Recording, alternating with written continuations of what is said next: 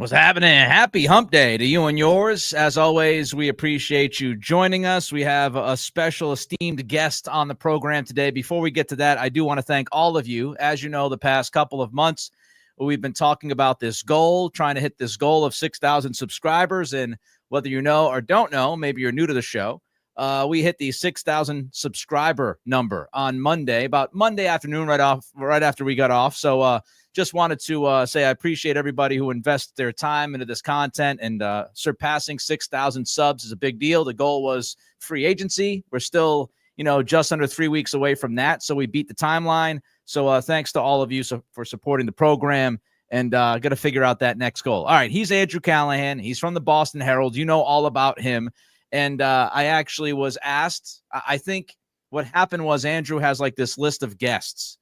And he goes through roughly, I don't know, maybe 120 people. And he got to 121, and he said, you know what? He said, you know what? Cattles. We haven't had Cattles on the pod. So I actually had the privilege of joining Andrew on his podcast last week, Pat's Interference, which is one of my favorite named podcasts in the Patriots market. So I did that last week with Andrew, and Andrew said, let's do a home and home. So he's joining me today. All right. Enough of the background. Andrew, of course, we all hope that you are well. Let's get started with this staff. I want to start. Can I ask you a first question? Congratulations on the 6,000 subscribers. I'm trying to grow very slowly and very quietly in the opposite way that people tend to try to grow a YouTube channel. It's not working at all for me whatsoever. But did that 6,000 subscriber get like a giveaway like you would find on the radio? Do we have tickets for them? Do they get to ask for free? Nothing. No. Okay. No. I feel like we should do the 7,000s or something by free agency. We gotta get something here. Yeah, I should do something like that. I should come up with something like that. I should be nice to some of the people that actually support the program. That's a good idea. So I'll let me write that down right now. Let me see. Boop, boop, boop, boop. All right, so that note is taken. Andrew Callahan suggestion. We'll work on something like that. Maybe for like a big one, like a if we get to 10,000, maybe I'll do something outrageous. So I love the fake pen noise, the famous noise that a pen makes. Boop, boop, boop, boop. Yeah. Actually, I have my little notebook here. See? You did it. Okay. Look, I was not disrespected by the fake pen. It's a real pen. I'm glad you actually took it down. But anyway, the floor is yours. It's your podcast. Thank you for the compliments and the kind words. Yeah, the pen in the notebook is for Bedard, because when I do the Bedard podcast, that man has a lot to say, and so I usually have to like write down little notes so I can unpack everything he just mentioned in the 4 or 5 minutes and try to cover it all. All right. So speaking of covering it all, I want to actually start with the coaching staff before we get into the offseason stuff, because you and I haven't discussed this on this podcast. But now that the staff is official, it's all put together, how would you grade the job that Vrabel and McDaniels did? Yeah, I'd give it a solid B+ to an A-. And I think it's just because with coaching staffs, much like the players we're going to see come in via the draft, you got to wait and see. Now, based on the resume, based on the measurements, based on the information we have available, and you don't know how the staff is going to come together, what schemes they're going to run, how they'll adapt and game plan and adjust mid-game, it looks good. Like when you did the blind resume test for the offensive coordinator job, right? The guy who's going to guide Drake May's development, this big year 2 leap, everything that comes after that, you wanted a guy who's developed quarterbacks before, who had been a coordinator and shown flexibility and adaptability with his scheme. Josh McDaniels checked all those boxes. Doug Marrone is the offensive line coach. Veteran defensive staff, it's a little bit smaller. I think my standard is just the perfect staff would be basically unattainable. So something short of that is B+, A-. That's what they got. I was thinking about this the other day because I see all of these interviews, and I agree with you. I thought it was well done how they put the staff together, experienced staff, some guys that have had much bigger jobs and responsibilities in the league now, maybe doing position coaching such as Todd Downing with the receivers. So I thought it was as good as you could really put together, honestly. And I'm very impressed by the collection of names that have been brought in that have not had a direct link to Vrabel. I think that's important. I think it's, under 40% of the staff is from his time in Tennessee, which maybe I anticipated wrong, but I thought he'd bring more people from Tennessee up here to New England. But with that said, Andrew, I was kind of thinking about this. Clint Kubiak, Mike McDonald had a press conference, I think it was last week, to introduce Kubiak as the new OC. Are you surprised that we haven't had a legit sit-down media session with Terrell Williams, Josh McDaniels, and Vrabel to kind of get a feel and give the fan base a feel for what they're going to do here? I'm not, Nick, because we are going to go back to, I don't want to say full Belichick. You never want to go full Belichick, except, of course, the times that they were winning Super Bowls. But when it comes to media, I think you'll see Vrabel take that same type of approach.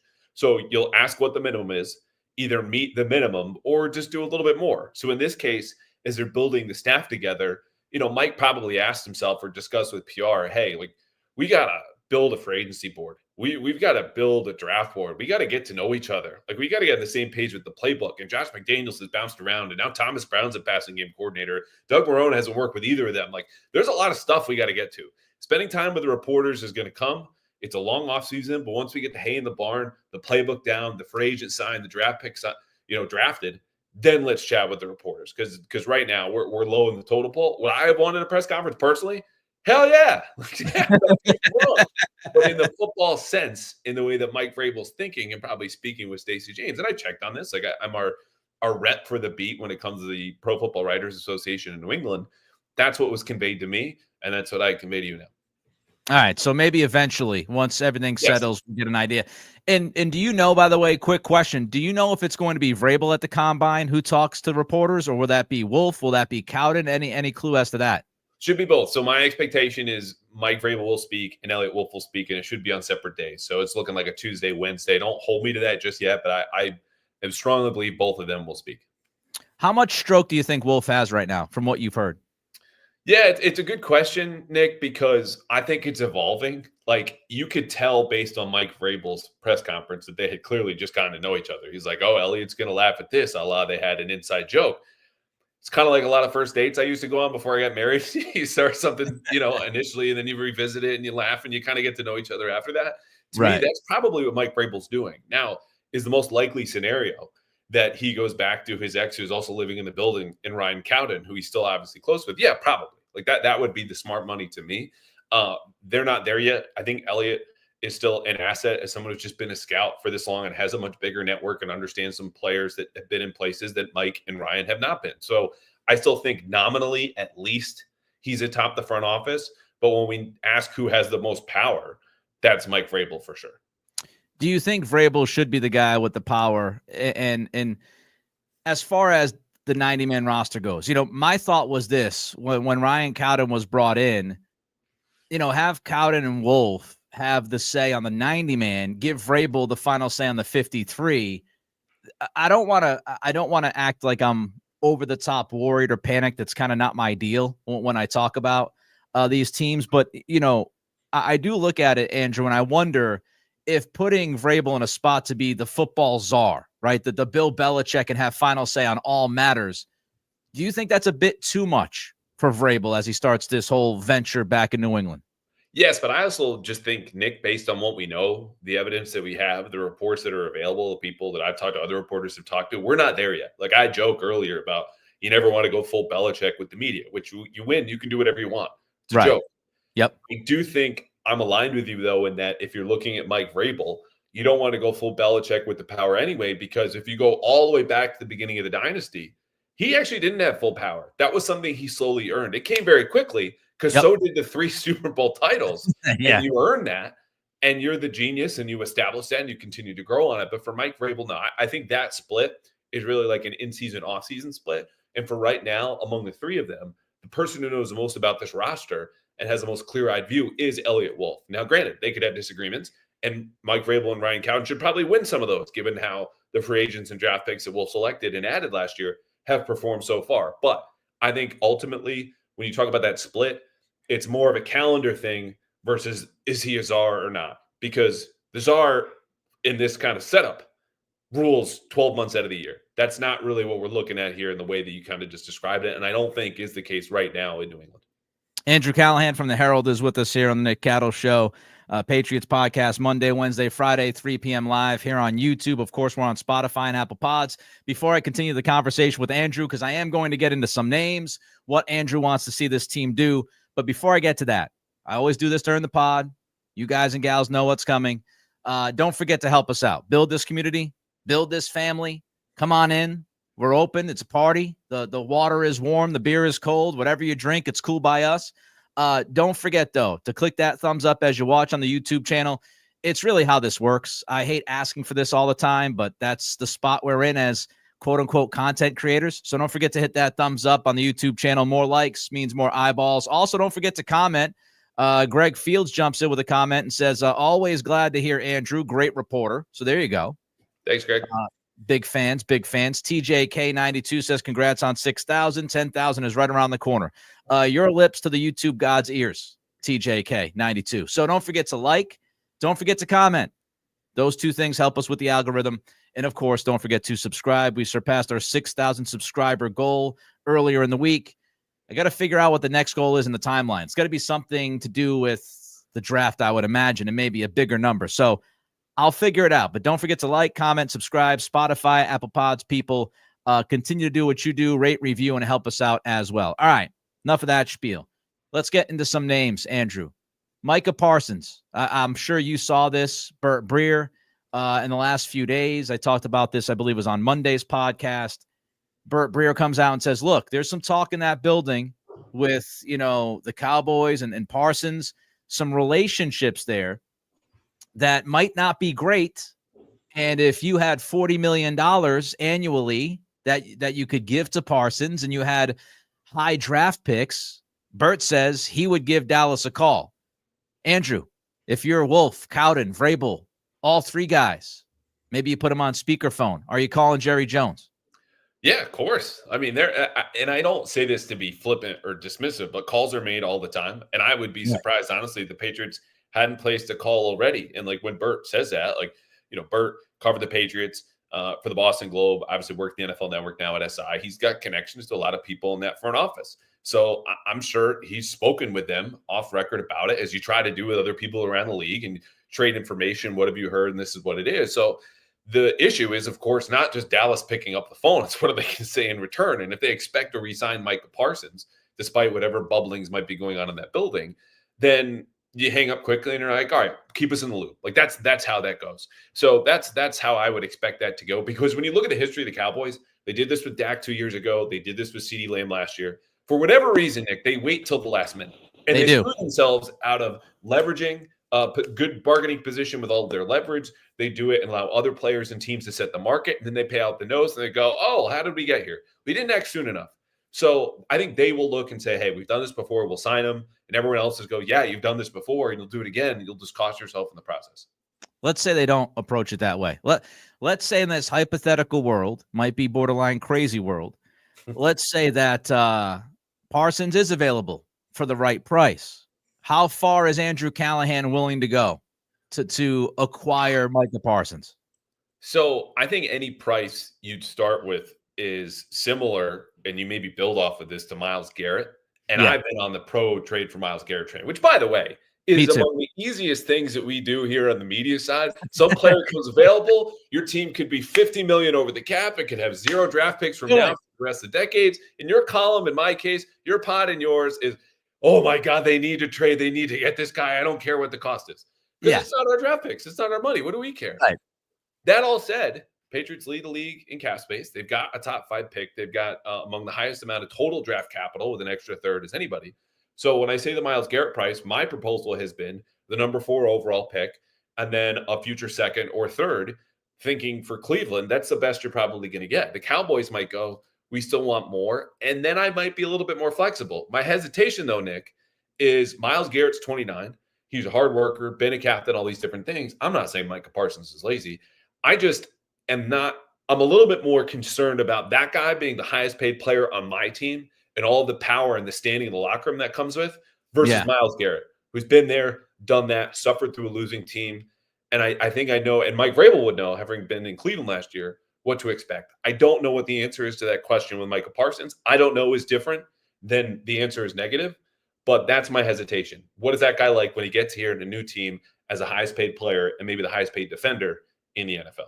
It's a fascinating part of the conversation, Andrew, because sometimes it gets overlooked as part of the team building process is how much are you paying guys and how will that impact the locker room? Some people, some fans think it's not a thing. It's certainly a thing. And you can go back to DeAndre Hopkins when Bill brought him in here and Devontae Parker, got all upset, his underwear in a bunch, and they had to pay Parker more money. At least that's what Belichick felt he had to do. So they end up giving Parker more money, and we all know how that ended. Christian Barmore signs last year, Devon Gottschall, and some other guys looking at that going, wait a minute. Why is he worth that much? And what am I making? And how many years do I have left on my deal? It kind of leads me to my next question, which is the NFL announced that the cap is going to be between $277.5 million and $281.5 million. If Patriots fans, you're watching this, you're listening to this, you want to know how much cap space the Patriots have, let's just call it $125 million. Spotrac had it with a maximum cap of 275. The Patriots having 121 million in cap space. So let's just call it 125. With what we just talked about, giving big contracts, the impact that has in the locker room, Vrabel, first year in here, along with Cowden, how aggressive do you think the Patriots are going to be in free agency? I think they'll be among the most aggressive teams in the league. I don't know if they will set records like they did 4 years ago or even be the most aggressive teams in the league, because when you look behind them, you've got the Raiders immediately, new head coach, new GM, some pieces there. You need a quarterback. And if you do draft one, that'll be cheap. So will you spend on every other position? Behind them is the Commanders, who are already in that position, have the young quarterback. We just went to the NFC Championship game. Let's fill everything in and around Jaden Daniels. We got a winning program. We got proof of concept. We can do this. Behind them are the Cardinals, doing something similar with Kyler Murray, feeling like they're a step behind. And then the Chargers. So these are all teams that are as motivated as the Patriots. So motivation isn't going to be the difference. It's going to be the willingness to spend money and then the players' willingness to accept it. And so if you're comparing these situations, I live in Vegas. I live in LA. I live in Arizona. I live, around the corner from Jaden Daniels, and I get to catch passes from him. That's going to weigh heavily against the Patriots. So they need to go up and above. So when I say their willingness to spend might be as much as everybody else, I don't know players' willingness to accept that money. That all said, based on Vrabel's comments, the way they operated last year, knowing full well they were going to roll over cap space into this very offseason. We're here, baby. Time to spend. I would expect them to go big on linemen. And I think that's a smart move, not because we've come full circle and the oldest football wisdom possible after the Eagles Super Bowl of just, you got to win in the trenches.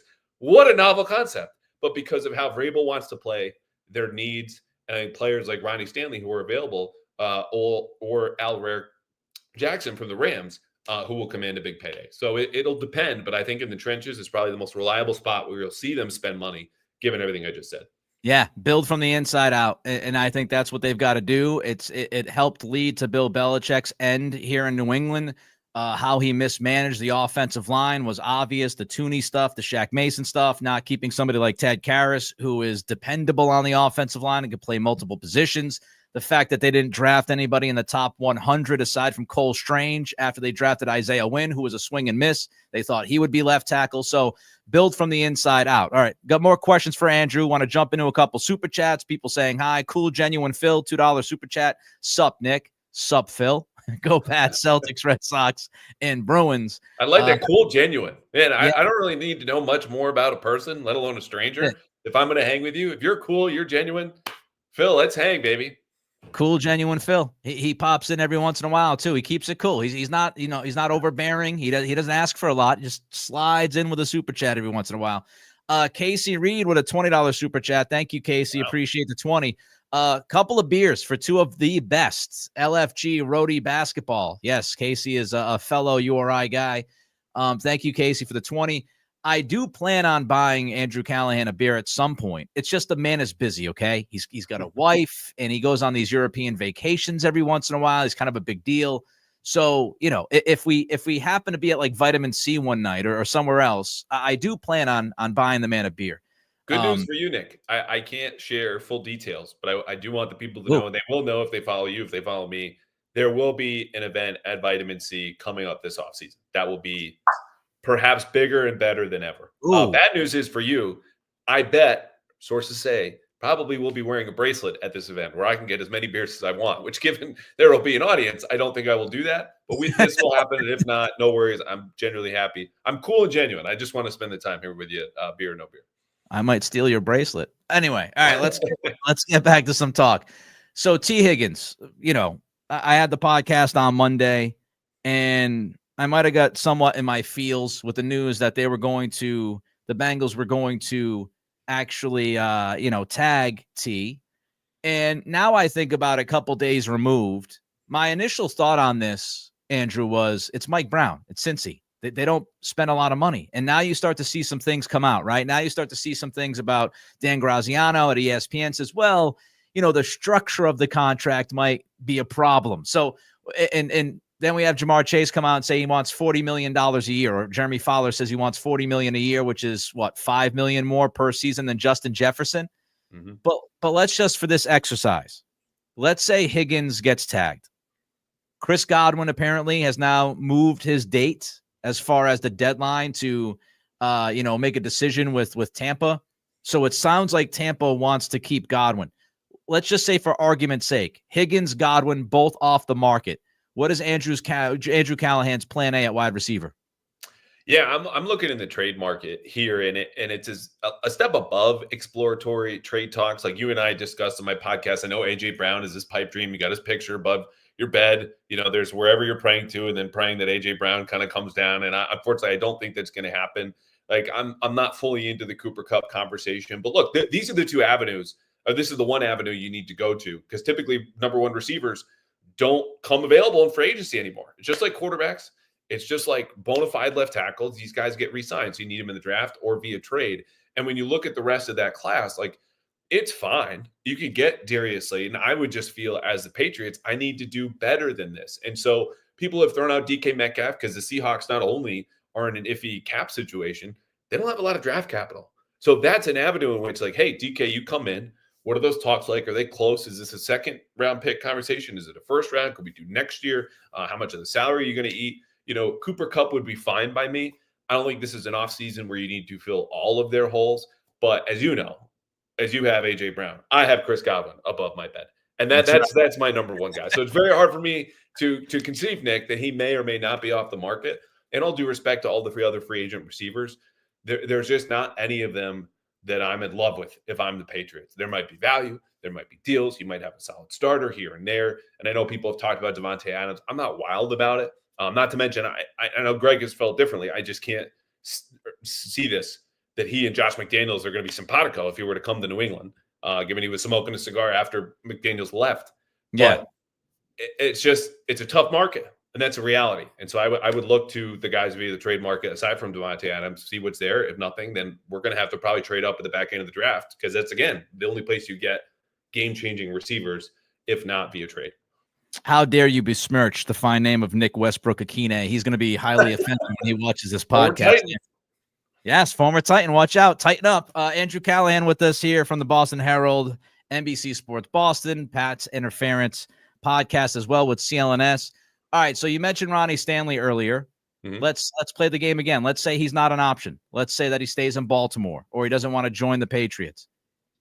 Is it Alaric Jackson or bust at left tackle, or how do you bank on free agency to address that spot if you're the Pats?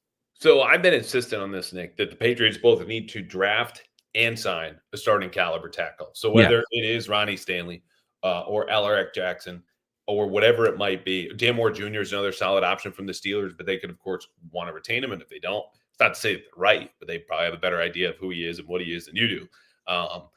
Then there really aren't that many great options. Like I would argue that between Jackson and Stanley, there are no other reliable long-term starters that you could project there at even just a league average level. Like, I think Moore's right there and he's close, but again, you're just in a spot where it's not a blank check, but it's close, man, because they suffered from this same strategy of just not even mid-level veterans, like bargain bin veterans, mid-round picks. We'll get enough of them. We'll figure it out. Belichick did it in his last year. Elliott Wolf did it last year. Both plans, surprise, surprise, bombed. You cannot have the worst pass protecting offensive line in the league at year after year. So yes, there's a chance that Ronnie Stanley stays or rejects you. Same with Jackson. But then it's a Dan Moore bust, as sad as that sounds. And I still want to see a day one or day tackle come into New England in late April. Vitalik slides in with a super chat, $5 super chat. Thanks for the 5, Vitalik. Sup, Andrew, with the muscle emoji. All right, so the Patriots, we could look at all these names. We could talk about some of the names you just talked about. We could talk about them spending money. But inevitably, you're not going to get a lot of interest based off of back-to-back 4-win seasons. Breaking news, this team has sucked the last 2 years. So do you think that Vrabel and Drake May, and maybe to a lesser extent, McDaniels with the offense, Do you think that's enough, Andrew, to go along with the money to sway at least one, if not two, of the bigger name guys? It's a tough call, Nick, because I just don't know them personally. But to your point about the coaches being a draw, it might not be specifically to the player that like you have to ask Alaric Jackson again. He's been in the league 4 or 5 years. Hey, what do you think of Mike Vrabel? I don't know. I played across the country from him in the opposite conference. I've kind of been focused here on being a 26-year-old in LA, which isn't so bad. If they don't re-sign him, the draw might be to the agent who could say, hey, look, I know you don't like the idea of Foxborough. Vrabel knows what he's doing. He's a winning record. He loves linemen. If you work your ass off for him, you will be better and you will play for a winning team. This is the best offer. Would you rather take less or do you want to take more with the team that I just sold you on? That's the big key to me is if they are a draw, it's to the people around these players. Rodney Stanley's been around. Like he knows Vrabel. He knows McDaniels. I don't know if he's studying up or what they prioritize, but I do think the money will speak loudest. It typically does. It's only in cases of Calvin Ridley's wife, and understandably would prefer Nashville over Foxborough. Okay. Yeah. Also, the Titans supposedly offered a little bit more than the Patriots, which again, money speaks loudest. Or Brandon Ayuk is just using the Steelers and the Patriots as leverage and goes, I don't really want to leave San Francisco. And he didn't. And he took less than what was offered to come here to New England in a deal that was already agreed upon. So the money historically in New England and other places speaks the loudest. After that, I do think Vrabel and McDaniels, pending their relationships with the agents, because sometimes agents sour on coaches who, like we don't know what happened with Josh McDaniels in Indy, sour on them. But for the most part, there's just respect and a competence to say, hey, if I know I'm an agent, I send my guy there, he'll be taken care of. Cattles and Callahan with you here on this Wednesday, this hump day. Hopefully all of you are enjoying the hump day. Don't forget, if you like the content that I provide, to like, comment, and subscribe. And also check out Andrew. I'm sure most of you do at Pat's Interference, and like, comment, subscribe on his pod as well, because that also helps him. Let's go to Greg Fields, $20 super chat. Greg slides in. If my button will work. There we go. Welcome, Andrew. Enjoy your work. Enjoyed Nick on your podcast. That's right. I drove thousands of people to Andrew's podcast. Don't let him. You did, man. We had good traffic. And thanks to you both for all the info today. Greg also asked about vitamin C. He said, what is vitamin C? Vitamin C is a brewery. I've been there once. I think Andrew has frequented that place a little bit more than I. So do you want to fill Greg in about vitamin C for a second? Sure. And I just want to apply to what is clearly my mother with a different pseudonym, Greg Fields, paying you, complimenting me. This is clearly a plant or someone related to me. I don't receive any of these kind words elsewhere. Vitamin C, SEA, is a brewery that is in Weymouth and in Plymouth. This brewery is 5 or 6 years old. They've become friendly with ownership. I've not seen them in a long time, but I will tell you, A, their basic beer is outstanding. B, they get more creative with beer than any other brewery that I've come across. So if you like local beer or if you just like to support local businesses, you can now do so in Weymouth. And then in Plymouth, where they have a waterfront property, outstanding views. They've had outstanding swag and food. The owner and operator is a humongous Patriots fan. So I would highly suggest, if you have the time to get to Weymouth or Plymouth, and it's a bit of a drive for me being close to the city, but I do it anyway because of how great they are and how good the stuff is. Just take a drive. If you got no plans on Saturday, go see our friends at Vitamin C. Yeah. Now I deserve a bracelet. All right, let's get back to the Patriots. Adding is one thing, and we'll get to the draft in a minute, but how about subtracting, Andrew? In your conversations with some people over there at Gillette, do you think we'll see the Patriots move on from a number of guys? And do you think that some of those names might surprise us? Yeah, I do, Nick. And I don't want to say that this is necessarily personal to certain players, not because I'm worried about offending them. I just want to zoom out and go, hey, when you have a new coach and a new, let's call him assistant GM, number 2, whatever Ryan Cowden is or will be, a lot of change comes with that. They want their own players to share the same attitude and the culture and the value and the certain traits that you even want. We're going to find out together what those traits are. But what we know about Vrabel is that this team is just going to be tougher in week 1 than you saw the Patriots really play, aside from their week 1 game at Cincinnati. Like, this will be fierce, hard hitting. I think they want some bigger bodies up front because Vrabel in Tennessee at least played with lighter linebackers. And so I say that for 2 reasons. Number one, Dietrich Wise was a captain last year and the year before and presided over a defense that for most of last year played pretty soft. And I'm not saying it's all Dietrich Wise's fault, but within the scheme and what you saw in Tennessee, I'm not sure there's a clean fit. He's a free agent. He's one of their top free agents. At the linebacker level, Juwan Bentley's still under contract. They didn't play with a ton of 255-pound linebackers that Mike Vrabel played alongside 20 years ago. I'm not saying he's gone. He's another captain. I think he's a good, useful player. Okay. Have pretty much only positive things to say about Juwan Bentley. But all the changes won't be sudden. And so when you look at the list, Jonathan Jones is atop their current free agents. Dietrich Wise behind him. Then Austin Hooper, Jacoby Brissett. Hooper could stay. He's played in Tennessee. And I think played really well last year. But those would be the big names, mostly because there aren't many big names in free agency. And Jonathan Jones right now has the problem of they've got other smaller corners. And I do think, he's been in my podcast before. We don't chat a whole lot, if at all, really outside of that. But I think he's prepared for the team to say thanks, but no thanks, given the regime change. Marcus Jones is still on the roster, and he's on the wrong side of 30 as a corner in the NFL. All right, let's talk draft. You're heading to the combine, correct? Mm-hmm. And let me just give everybody watching this and listening to this a little inside tip. Andrew goes to the combine like most of the NFL writers that go to the combine to enjoy the late night escapades and drinks and food and gluttony. And then he'll drop some nuggets and make the Herald believe that he's really hard at work. But the man is going to enjoy his time out there. So right now, and a lot can change. And I know you're going to tell me, Nick, I just started pouring through the film, and I understand. But right now, I don't need specifics as far as names, or maybe you can give me a name or two. If you're the Patriots, what is your plan right now, February 19th, 2025? What's your plan at number 4? So this is not contingent upon me watching more film. It's just dependent on how many quarterbacks go ahead. If Cam Ward or Shedeur Sanders go in the top 3, and I'm the Patriots, I feel really good about possibly trading back. You can make the counter argument of Abdul Carter and Travis Hunter, if they both go in the top 3 and neither of the quarterbacks have, you could also want to trade back. That's fine.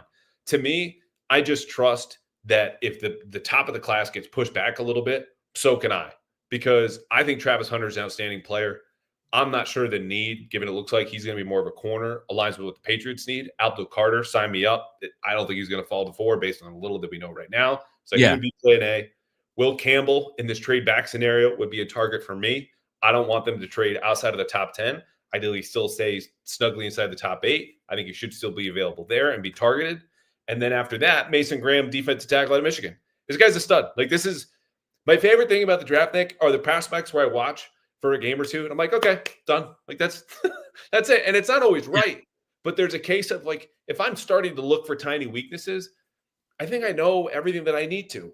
And his hustle and his burst and his size and his power and his ability to play all 3 downs for Michigan, what was also a pro-style defense over there. We say that a lot about offense, not so much about defense, is really encouraging to me. So it's the lineup of the needs at corner / receiver in Hunter's case, edge, defensive tackle, and offensive tackle that align. But I'm curious where the quarterbacks go. And I know the Patriots are too. I still think 2 quarterbacks going to go in the top 5. I know a lot of people don't believe that, but I've just seen it too many times happen in the NFL. I think Cam Ward is definitely going to go, and I think a team is going to fall in love with Shedeur Sanders. And I go back to the East-West Shrine game when, the practices that week, he's talking to all 3 teams at the top of the draft. He spent about an hour with each team, and then he shut it down. I think that gives us some information about maybe how those conversations went. I could be dead wrong, and Sanders might fall, and we might be talking about a Kenny Pickett-esque draft aside from Cam Ward. But again, I'll believe it when I see it, that NFL teams, they fall in love with quarterbacks. Maybe the most important question as we get ready for the draft is Andrew Callahan an arm length guy? Are you worried, Andrew? Are you worried if Will Campbell's arms are 32 7/8 inches? Are you out on Campbell if he falls just short of the 33-inch arm length benchmark? Nick, I guess no. I just can't bring myself to be so worked up that if he crosses this threshold. Talking about an 1/8 of an inch, baby. Come on. Right. And there are so many layup jokes. And you and I have done shows long enough that we're just going to pass them up. We're going to be mature adults. We're going to be men about these half inches that make such a big difference. We're going to try. We're going to try. Or an inch. I want to see the tape. And I'm not dismissing the measurables as this kind of superfluous information that we shouldn't look at or doesn't matter. But don't even take it from me. Nick Caserio in 2020 spoke at the virtual version of the 2021, the Sloan Sports Analytics Conference at MIT. and revealed soon after he had jumped to Houston as their GM, basically right away, says, I can do media. I can talk whenever I want. I can say whatever I want. The Patriots had done a study at a particular position that studied arm length and whether there was a correlation between players who had longer arms and were better at that position, those who had shorter and were not as good. And this was common accepted knowledge that there was a correlation between the two at this position. And their study found not so. Now, Nick, as free as he was to speak about his Patriots experience once he left Bill Belichick in New England, was smart enough not to specify what that was. But I went back and looked at the history of the players that they had selected. And look, Isaiah Wynn had problems and wasn't great here, but when he was healthy, he was at least serviceable, which told me, when you go back to other players at offensive tackle, the Patriots didn't really care. Dante Scarnecchia also wasn't a huge arm length guy. Okay, I want to see the tape. I want to see what your plan B is. I want to know what your balance is. I want to know how you handle a bull rush. That to me is all more important. So no, I'm not going to freak out about this. If enough smart people who know more about this than I do have a consensus, seem to think otherwise, okay, maybe I relent when we get closer to April 20, whatever. But for now, there is no consensus. I'm going to stand my ground. Short arms, and you can play. You can play. That's all I need to know. Andrew is all good with T-Rex. If you could be T-Rex, if you could play, you're fine. If the T-Rex could dominate a world in which anyone could get their head bitten off, and we're living among all of these ferocious dinosaurs, and the one dinosaur walking around like this with the shortest arms can dominate, why can't Will Campbell? Like, I don't get that. We're not making fun of the T-Rex. Everyone feared the T-Rex. Short arms be damned. I like your T-Rex. I couldn't see your arms all, but I could see the effort of the hunched shoulders. Well, that's the whole point. You're so afraid of, like the T-Rex, my giant, massive head and big teeth. You don't even bother with the short arms. You're just terrified that I'm raising my voice and hosting them up. So this is a gift to anyone who would love to troll me on Twitter, just a screenshot of my T-Rex arms. But the point is, look, the T-Rex could eat. Okay, he could dominate the landscape. If Will Campbell could do that on an island when they're running slide protection over to the right and it's him one-on-one versus pick edge rusher, future Patriot Micah Parsons, then good. That's all I need to know. I just realized we both have gigantic teeth and heads. So there you have it. I also mentioned this. Mike Giardi tweeted out the other day. I saw this. Taylor Lewan. You should have ignored it. Just let it go. I know. But Taylor Lewan obviously had a great relationship with Vrabel, played well for Vrabel, left tackle, 33 7/8 inches. So Vrabel might be a long arm guy. Vrabel might be anti-T-Rex. I don't know. We'll have to see. Anonymous $10 super chat says, thanks, Nick and Andrew. Really enjoyed both podcasts. Well, thank you, Anonymous, for the 10. It's much appreciated, my man. All right, just two more questions. I know you got to run. We got a hard out. Again, he's a very popular guy. He's probably got TV to do tonight or something. Travis Hunter. I know you mentioned him a little bit there. If his main priority is cornerback, he's sitting there at 4. Do you try to trade that pick? Do you pass on him because you got Gonzalez? Does that matter to you? So personally, Nick, I love the idea of having 2 shutdown corners. I can run any coverage in the book that I want. And we know the Patriots historically, and Mike Vrabel, kind of in this group, love the run man coverage. Okay. 2 guys who check every athletic box, natural ball skills, quickness, speed, all that sounds great. If you get an offer, though, from someone who says, I see Travis Hunter in the same light, and I think higher of him either at that position or I'm going to let him play receiver, say the Raiders want to come up and make a big splash, and they make some stupid offer, like we'll give you the 8th pick and a 2nd and a future whatever. I'm not going to pass that up as much as I think highly of Travis Hunter. So I like him a lot. I think I'm more comfortable with the idea of 2 corners, even if I think it's not the smartest move, just in my preference of how to build a football team and the opportunity that would give the whole defense. Not to mention you could stagger their extensions. Let's say Travis Hunter is a hit. He's drafted 2 years after Christian Gonzalez. It's enough separation where it's not like, Higgins and Jamar Chase, where they're back-to-back and you got to make a decision. You can stagger those contracts and make money work. I don't love him so much that I would pass up a potential Godfather offer. So I'm going to listen to what's being offered. But I'd certainly be open to him at 4 for sure. We got one last question for Andrew. Don't forget to like, comment, and subscribe. I'll say this now before I do a quick goodbye after this question, because everybody will just stop watching when Andrew finishes his answer. I love working with Andrew. We've had conversations via text. He knows this, but I like to say it publicly because I really appreciate his work. I'm not blowing smoke. I think we work well together. Hopefully we have more opportunity to do that at some point soon. and just, love having you on the podcast, my man. And again, can't say enough about you and your work. Let's just finish it up here. What are reasonable offseason expectations for fans? What would you tell Patriots fans? Look, this is reasonable. Don't go too crazy here. Well, first of all, now I definitely know Greg Fields is my mom, because then that money was to pay you to say that at the end, not just to pay you just generally speaking in this fake name that she's assumed and is logged on to the podcast.